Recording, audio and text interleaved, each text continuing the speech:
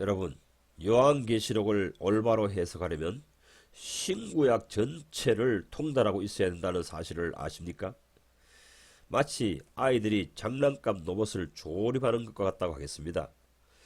부속을 하나라도 잘못 끼우면 작동이 안 될 것입니다. 자동차도 마찬가지입니다. 자동차는 수십만 가지의 부속으로 이루어져 있다고 합니다. 한 개만 잘못 띄워도 제대로 굴러가지 않습니다. 이처럼 요한계시록은 성경 전체에 대한 결론입니다. 창세기는 총론이요, 요한계시록은 결론입니다. 출애굽기부터 말라기까지는 이 예언서들은 본론입니다. 그래서 요한계시록을 바로 해석하려면 창세기를 깊이 정확하게 이해하고 있어야 하며, 또한 출애굽기부터 말라기서까지 모든 선지자들의 말에 대해서 예의주시하며 관찰을 해야 됩니다. 그리고 우리 주님 복음서와 사도들의 서신서를 꿰고 있어야 됩니다. 그래야만이 요한계시록을 해석할 수 있는 능력이 배양되는 것입니다. 신약 성경부터는 이 구약 성경의 선지자를 통해서 예고하신 일이 실제적으로 지상에서 실현되고 진행되고 있다고 말할 수 있습니다.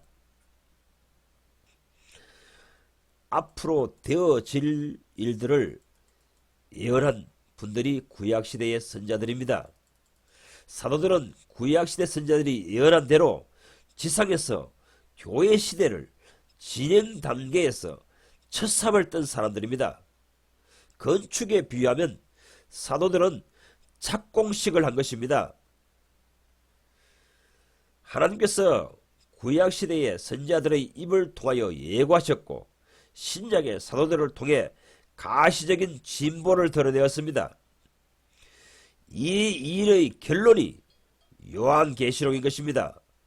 요한계시록은 하나님께서 창세기에 이미 말씀해 놓았던 것들, 또한 선지서에서 선지자들을 통해서 말씀하신 것들을 사도들이 교회 시대에 실행하였고, 이제 종말의 때가 되자 그 모든 것에 대한 결론을 계시해 놓고 있는 것입니다.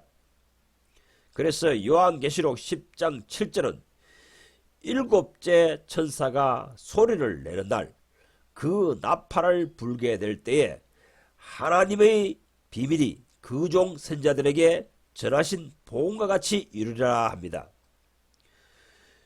여기서 하나님께서 그 종 선지자들에게 알려주신 복스러운 소식이 무엇일까요? 하나님의 비밀이 그 종 선지자들에게 전하신 복음처럼 이루어질 것이다, 이렇게 말씀하셨는데, 하나님께서는 당신의 종들에게, 구약시대 선지자들에게 무슨 내용을 전했냐 말입니다. 그 해답은 이사야서 44장 26절에 나옵니다.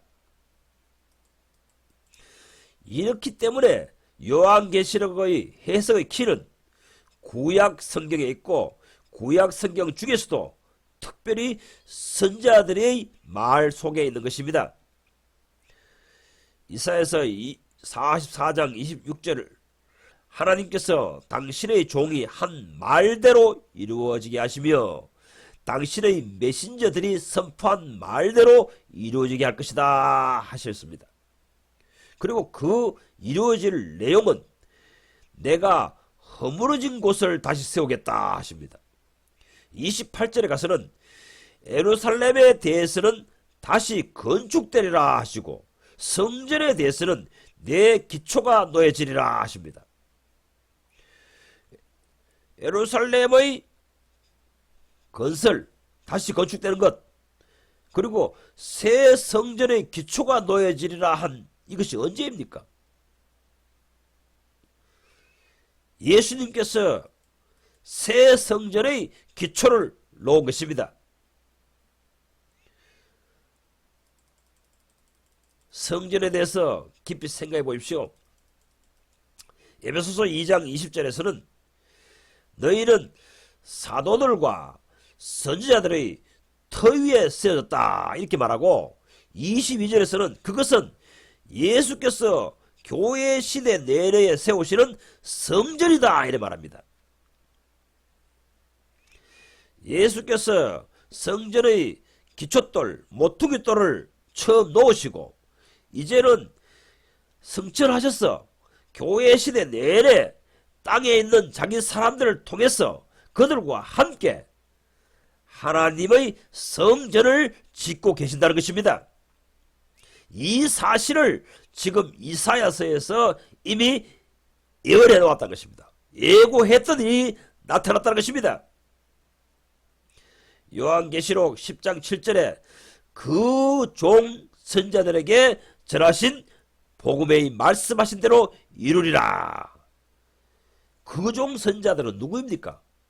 바로 이사야서 44장 26절에 그 종 선지자 이들에게 했던 말, 이 내용을 이 요한계시록 10장에 되면은 이루신다는 것입니다. 당신의 메신저들이 알려준 그 내용대로 이루게 하신답니다. 당신의 종들과 메신저들이 예고한 내용은 무엇입니까? 새 성전 건축과 새 예루살렘 건설입니다. 바로 이사야서 44장 28절에 그렇게 예고하고 계십니다. 이러므로 우린 요한계시록에 나타나는 용어인 새 예루살렘이 무엇인가? 그것에 대한 의문점이 약간 해소되기 시작합니다. 과거에 이스라엘 나라에 예루살렘이 있었는데 그 예루살렘이 황폐되고 망가져버리고 새로운 예루살렘을 세운다는 것입니다. 그렇기 때문에 과거의 옛것을 새로 세우시기 때문에 옛것이 무엇 때문에 버리시고 새로 세우시는지 그 하나님의 중심을 만져낼 수 있다면 우리는 요한계시록에 나오는 새 예루살렘이 무엇인가를 알게 되는 것입니다. 이러하기에 우리는 성경 전체에 대한 맥을 잡아내는 영안이 열리기 시작하는 것입니다. 옛 성전을 멸하시고 새 성전을 세우신다고 하십니다. 옛 예루살렘을 없애시고 새 예루살렘을 건립한다고 하십니다. 이러한 성경 전체를 관통하는 눈이 없기 때문에 오늘날 사람들이 요한계시록을 해석하면서 딱 한마디 나오는 새 예루살렘, 도대체 이게 뭐지? 이렇게 상상한다는 것입니다. 자기 나름대로 자의적 해석을 해서 요한계시록에 나오는 새 예루살렘을 인간의 망상으로 해석하기 쉽다는 것입니다. 하나님께서는 창세기에서 요한계시록 끝까지 무엇을 하고 계시는 분입니까? 예수님께서는 아버지께서 일하시니 나도 지금 일한다 이렇게 말씀하셨습니다. 그분은 지금 무슨 일을 벌이고 계십니까? 알파와 오메가 되신 하나님께서 창세에서 무슨 계획을 꾸미셨고 창세기부터 이 세상 끝까지 무엇을 이루고 계십니까? 무슨 일을 벌이고 계시며 뭘 완성하고 계십니까? 여러분은 그 사실을 압니까? 창세기를 자세히 살펴보면 하나님께서 무엇을 계획하시고 무엇을 예정하시고 무엇을 꾸미고 계신지 하나님의 속마음을 읽어낼 수 있습니다. 그리고 선지서를 읽으면은 하나님께서 이러한 일을 중심에 품고 창조를 하셨구나. 지구를 창조하셨구나. 그리고 이스라엘 민족을 택하셨구나. 이러한 사실을 깨닫게 됩니다. 그리고 이제 우리가 요한계시록을 살펴보면은 그렇게 하나님께서 계획을 꾸미셨더니만 이런 결론이 나타났구나. 이것을 알게 되는 것입니다.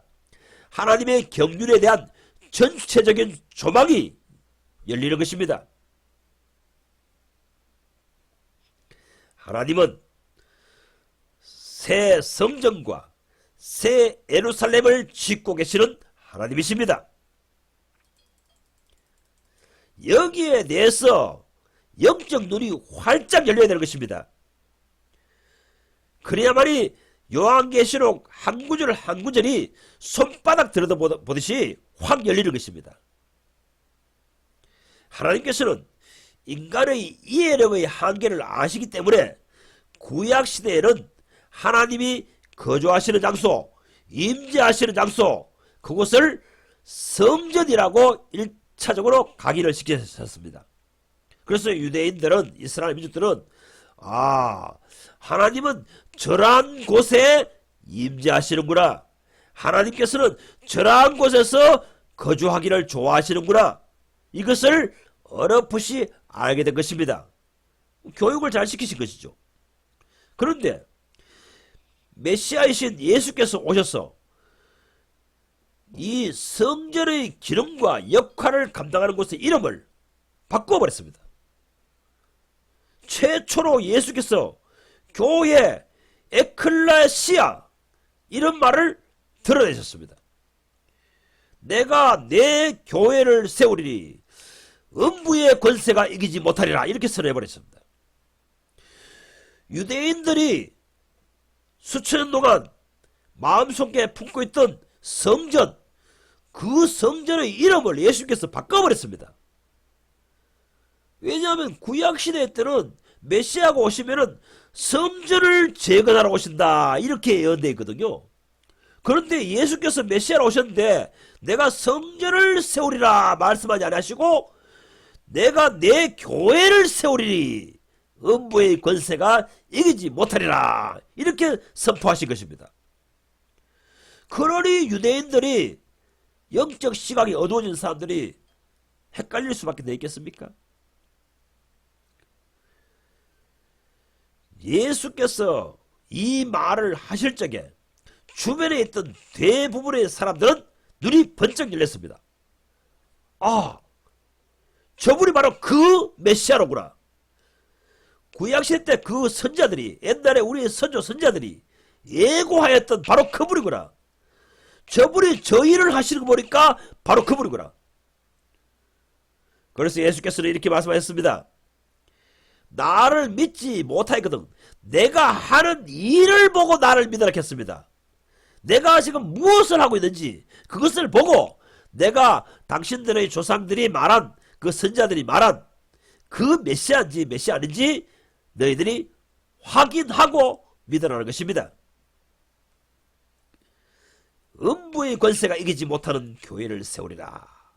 예수께서 이렇게 선언하셨는데, 이 사실을, 이 의의를 처음 예고한 사람이 누굽니까?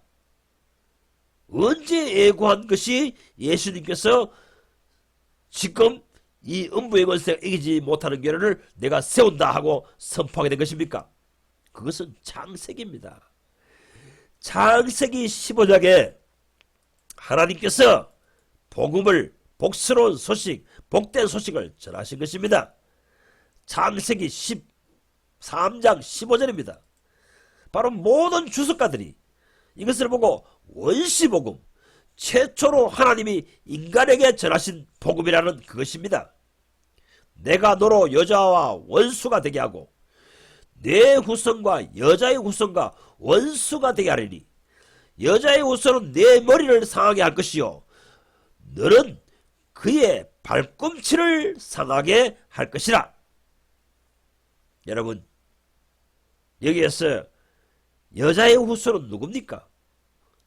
이 여자는 누굽니까? 이 문제가 풀려야 요한계시록에 나타있는 여자의 문제가 풀립니다. 요한계시록에서는 여자에 대한 계시가 나타납니다. 이 창세기 3장 15절의 여자가 누구인지 그 문제가 풀려야 요한계시록의 여자로 표현된 것이 누구인지가 풀린단 말입니다. 그 요한계시록 그 자체에 나와 있는 여자라는 그 말만 듣고 그 말만 보고 계속 인간적인 사고방식으로 궁리해가지고 자의적 해석을 내어놓는 주석가들이 얼마나 많습니까? 성경 해설가들이 얼마나 많습니까?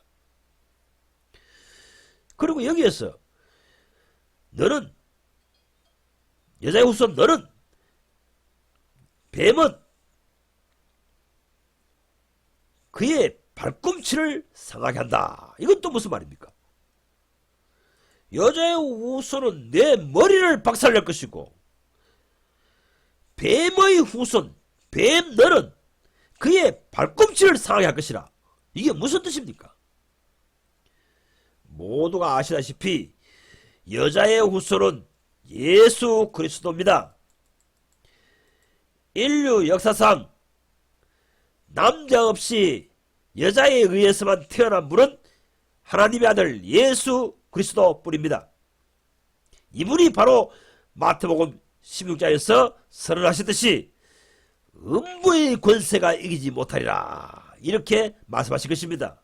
이 말 뜻은 예수께서 사탄의 권세를 개박살내겠다는 것입니다. 대가리를 쳐부숴버리겠다는 것입니다. 여기까지는 대부분의 성경학자들이 알고 이해하고 동의하고 있습니다. 그런데 뱀을 향해 너는 그의 발꿈치를 상하게 할 것이라. 이건 또 무슨 뜻입니까? 여기서 뱀에 대해서는 요한계시록 20장 2절이 알려줍니다. 용을 잡으리 곧 뱀이요 마귀요 사탄이라. 이 에뱀이요 마귀요 사탄은 교회 시대가 끝나면 잡아서 천년 동안 무적에게 던져놓고 가두어 임봉하여 천년이 차도록 다시는 만국을 미혹하지 못하도록 하겠다 이렇게 하셨습니다. 그리고 그 후에는 반드시 잠깐 노일이라 이렇게 요한계시록 20장 2절에서 3절을 기록하고 있습니다. 자, 여기서 창세기의 뱀이 그 뱀이 요한계시록 20장 2절에 확인해보니 용이요 마귀요 에뺀 곧 사탄이라고 성경은 설명해 놓았습니다. 그럼 보십시오. 성경은 어떤 한 구절을 해석하기 위해서는 그 한 구절의 내용을 뒷받침해주는 다른 성경 구절이 반드시 있게 마련인 것입니다. 성경 한 구절을 뽑아가지고 인간적인 생각으로 그것을 해석하면 안 된다 이겁니다.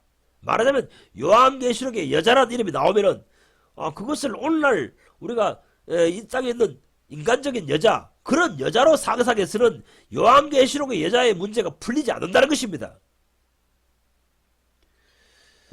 요한계시록에서 천년 동안 이 내용도 나오는데 이 천년 동안이 왜 필요한 것인지 천년이 왜 필요한 것인지 모르기 때문에 많은 또 성경학자들이 천년은 필요 없다 이렇게 또 해석하는 사람들이 생겨나는 것입니다.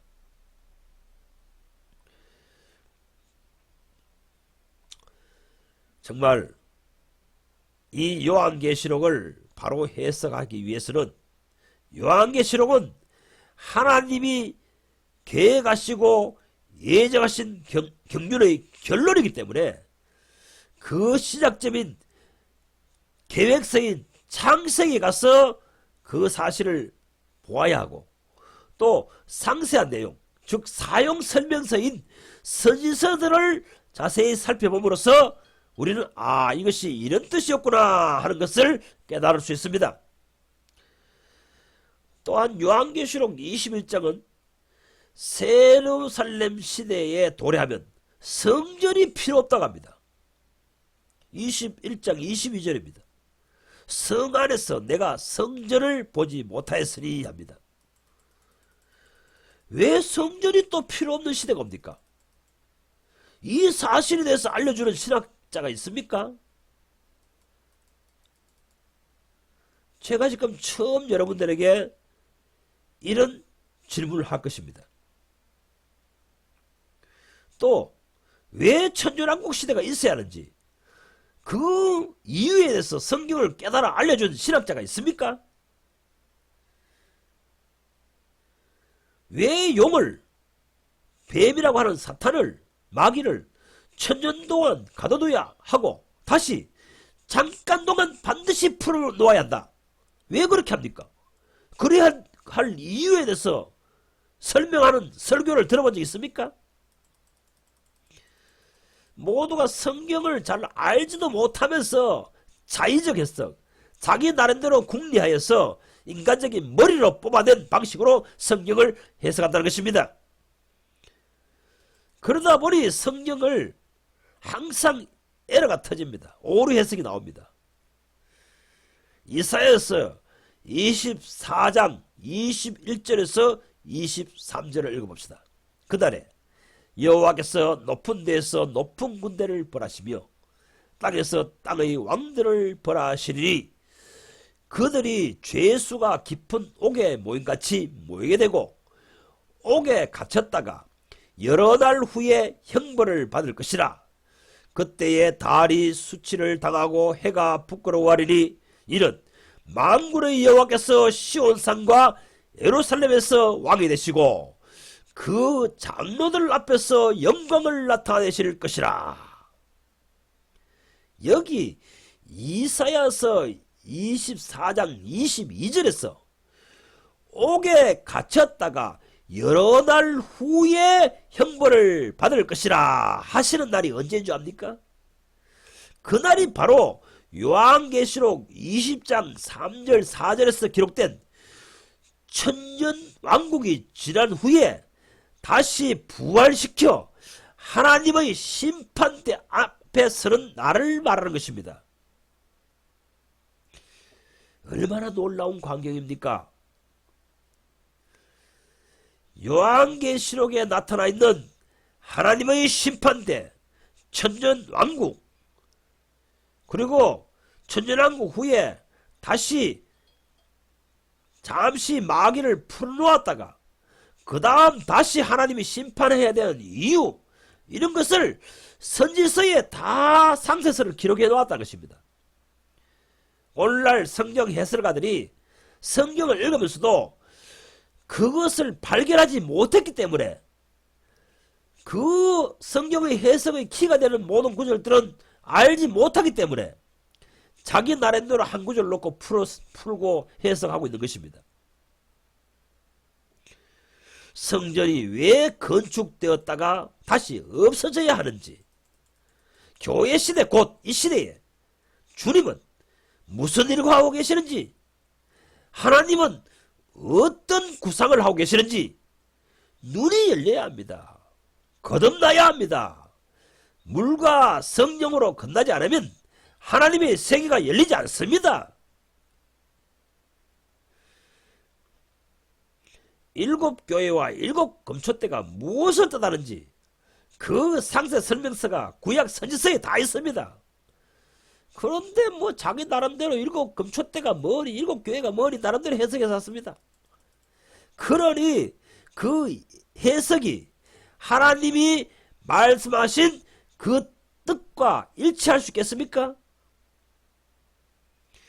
예수께서 마태복음에서 내 교회를 세우리라 하셨는데 그 사실의 내용이 창세기 3장 15절에 이미 예언된 사실이었습니다.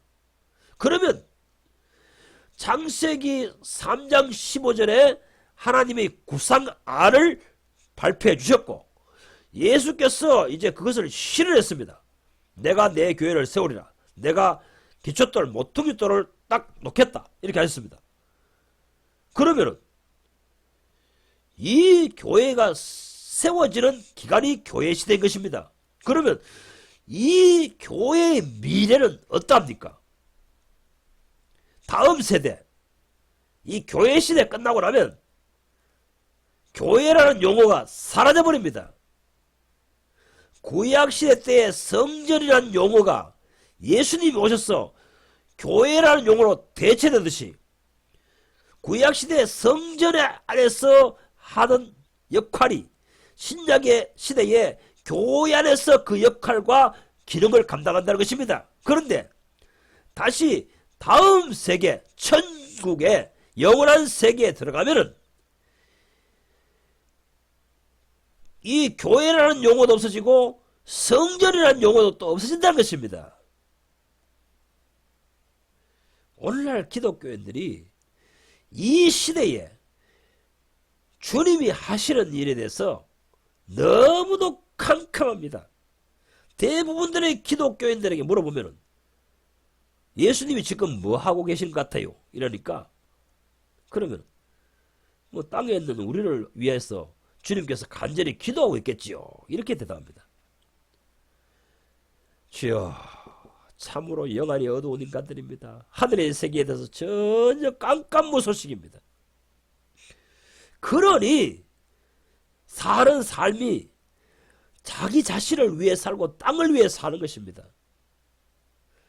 지 육신의 눈에 보이고 육신에서 생각나고 구상되는 것이 그것이 전부인 것처럼 생각하고 거기에 매료를 느끼며 거기에 집착한다는 것입니다. 하나님의 불꽃 같은 눈동자가 보이지 않고 하나님의 시선이 느껴지지 않으니 목사들이 죄를 범하면서도 대범해지는 것입니다. 하나님의 시선이 느껴지지 아니하고 보여지지 않기에 자기 욕망을 채우려고 목회를 하고 이 땅에서 열심으로 살아가는 것입니다. 하나님이 하시는 일을 읽어내야 됩니다. 성부 하나님의 보호자 우편에 계신 예수께서 지금 이 시대에 무엇을 열심히 하고 계시는지 영안이 열려서 보아야 합니다. 그때야 비로소 주여 예수여, 내가 그릇된 것을 목표 삼고 살아왔군요. 헛된 것을 이루기 위해서 내 인생을 다 쏟아부었군요. 주여 용서하시옵소서. 이러하여 한마디로 세상말로 개과천선한다는 것입니다. 새로운 인생을 간다는 것입니다. 물과 성령으로 거듭나야 합니다. 주님께서 옛 관념과 우리 옛 아담의 죄성에 있는 관념과 관점을 모두 씻어내야 됩니다. 주의 성령으로, 주의 물과 같은 씻기시는 능력을 지니신 말씀으로 주의 피와 살을 먹고 마심으로 액관념을 씻어내야 됩니다. 그래서 나의 생각 속에 모든 관념, 세계관, 가치관, 판단하는 견해 이런 것이 하나님의 관념, 하나님의 사상으로 변화되어야 됩니다. 이것이 성화입니다. 이것이 물과 성령으로 온전히 거듭나게 되는 역사입니다. 이렇게 될 때에 하나님의 중심 뜻을 알고 그 하나님의 중심의 과정을 맞추는 삶을 살게 되는 것입니다. 이 시대에 현재 하나님의 하시는 일을 읽어내야 됩니다. 생각해 보십시오. 바울이 왜 하나님의 일을 위해 미치도록 완전히 인생을 쏟아부었겠습니까? 왜 그는 여러 청년들처럼 결혼할 겨를도 없이 생을 그 일에 다 쏟아부어버렸겠습니까? 젊은 청년입니다. 30대입니다. 자기 친구들 여러 사람들은 모두 다 자기들이 마음에 드는 여성과 결혼해서 행복한 가정을 꾸미고 안락한 집을 짓고 이 땅에서 행복하게 사는 것이 그것이 행복이요 인생의 의미라고 생각하는 시대에 살았던 사람입니다. 그런데 그는 그런 일을 할 시간이 없다. 땅에서 나는 살아야 할 이유가 없는 사람이다. 하늘에서 보이신 것을 내가 거스르지 아니하고 내 인생을 다 거기에 쏟아 부어버렸다. 왜 이러한 결단을 하게 되는 것입니까? 하나님의 움직이심을 본 것입니다.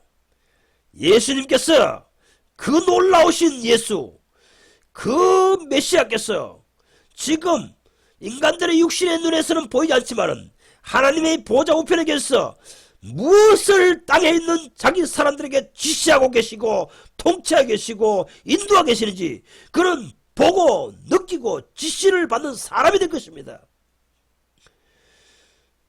그러한 사람이 되었기 때문에 하나님의 나라를 전파하고 하나님의 나라를 설명하고 하나님의 나라를 가르치는 일에 인생 전체를 완전히 쏟아부어버린 것입니다. 여러분, 이 시대에 교회가 얼마나 많으며 똑똑한 설교자들이 얼마나 많습니까? 마치 설교자의 홍수시대입니다. 그렇지만 저는 내가 아니기에, 내가 아니면 안 되기에 두 손 두 발 다 걷어붙이고 나섰습니다. 이 시대에 하나님의 움직이심에 대해 일깨우는 설교자들이 하나도 없어 보이기에 주께서 너가 가라, 너가 나서라, 너가 이 시대 사람들에게 전하고자 하는 메시지를 너의 입을 통해서 토해내어라, 이렇게 성령으로 나를 말씀하시고 불태우기 때문에 저는 이 일에 미쳐버렸습니다. 성경의 세계가 열려지니 온 세상 교회들과 설교자들이 지금 그릇된 방향을 하여서 달려가고 있는 것입니다. 모든 기독교인들에게 그릇된 방향성을 제시하고 있습니다. 모두가 무익한 일에 충성하고 있습니다. 하나님의 시각으로 성경을 보기 시작하고 하나님의 시각으로 세상을 보는 눈이 열려버리고 하나님의 시각으로 기독교계를 보니 너무도 한심합니다. 다 치우쳐 무익한 일에 빠져버렸습니다.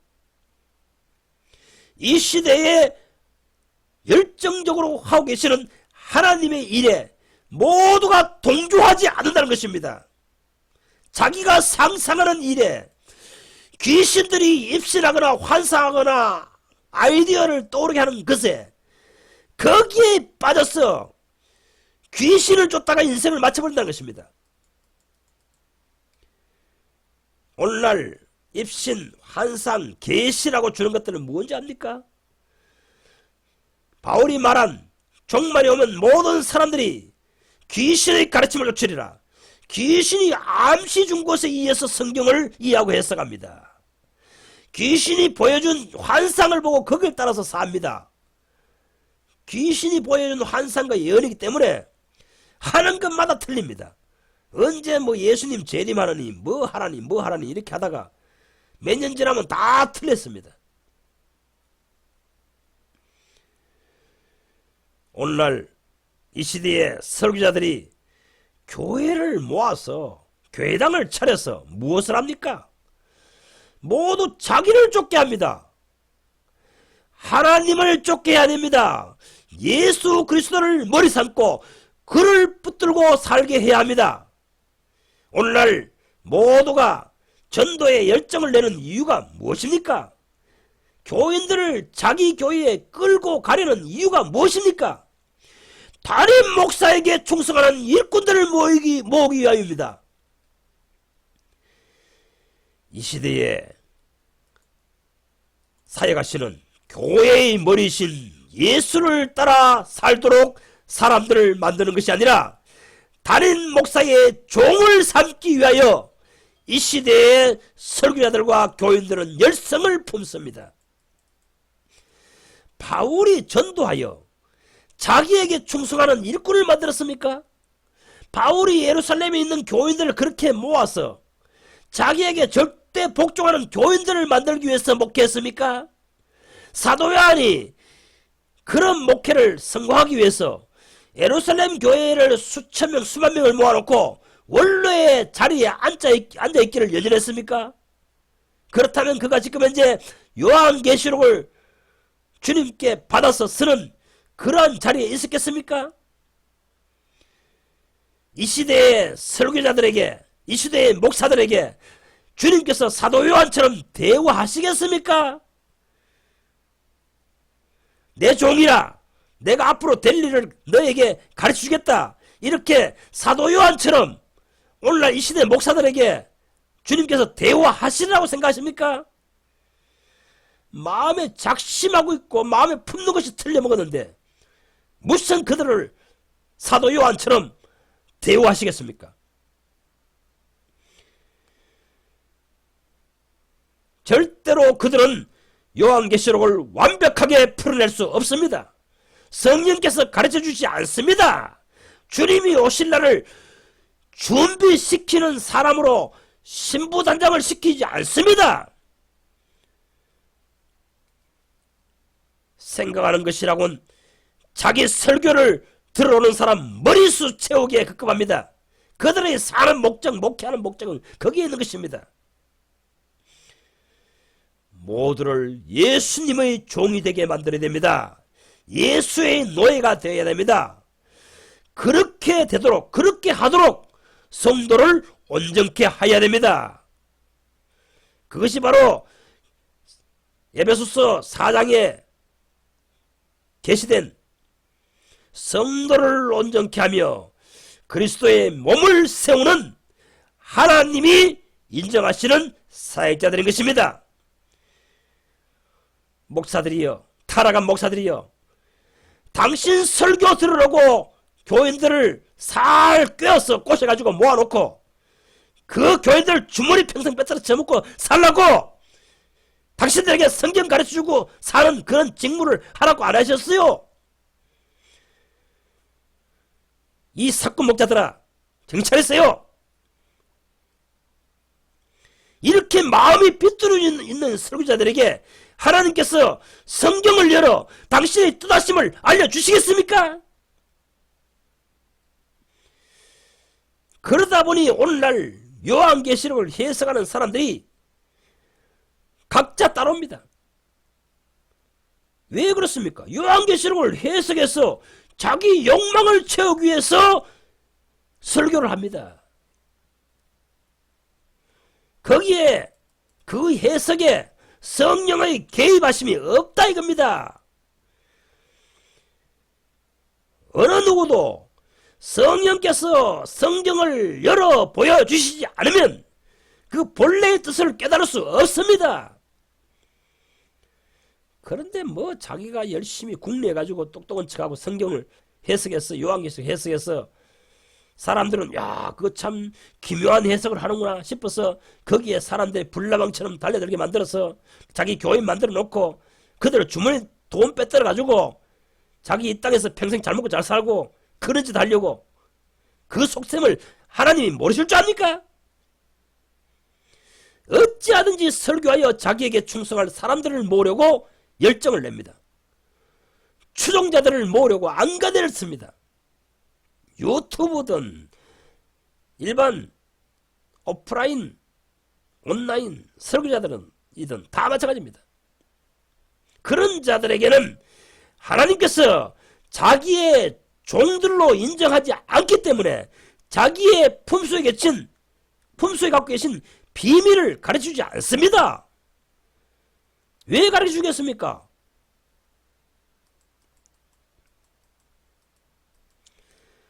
종말론의 해석에 오류만 생기는 것이 아닙니다. 중생론, 구원론도 마찬가지입니다. 모두 해석에 에러가 터집니다.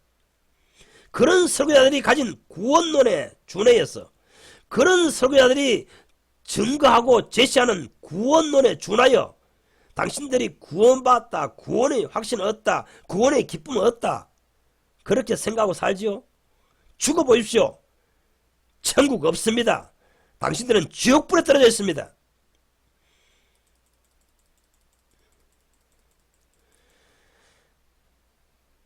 할 말이 많으나 이 요한계시록의 이 한 용어들을 해석하는데도 성경 전체를 대조해서 살펴봐야 되기 때문에 이 요한계시록 강의 시리즈를 하는 데 있어서는 많은 설교를 해야 될 것 같습니다.